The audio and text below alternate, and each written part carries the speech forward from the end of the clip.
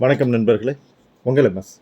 தமிழகத்தில் வரக்கூடிய மே முதல் வாரத்திலிருந்து பொதுத் தேர்வுகளும் ஆண்டு இறுதித் தேர்வுகளும் ஆரம்பிக்க இருக்குது.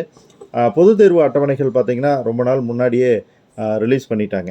10, 11, 12ஆம் வகுப்பு மாணவர்களுக்கு பொதுத் தேர்வு அட்டவணைகள் வந்து ரிலீஸ் பண்ணிட்டாங்க. அவங்களுக்கான practical exams, public practical exams வந்து இப்போ நடந்துக்கிட்டு இருக்குது. வெகு சீக்கிரம் எல்லாத்துக்குமே வந்து அந்த ப்ராக்டிக்கல் எக்ஸாம்ஸ், அதாவது 10, 11, 12ஆம் வகுப்பு மாணவர்கள் எல்லாத்துக்குமே முடிய போகுது. இப்போது ஃபைனல் ஸ்டேஜில் நீங்கள் இருப்பீங்க. சப்ஜெக்ட்ஸ்க்கெல்லாம் ஸ்கெட்யூல் போட்டு படிச்சுக்கிட்டு இருப்பீங்க. இந்த டைமில் சில பேர் என்ன பண்ணியிருக்கலான்னா, உங்களுக்கு கொடுத்த டைம் டேபிளை வந்து மறந்துருக்கலாம்.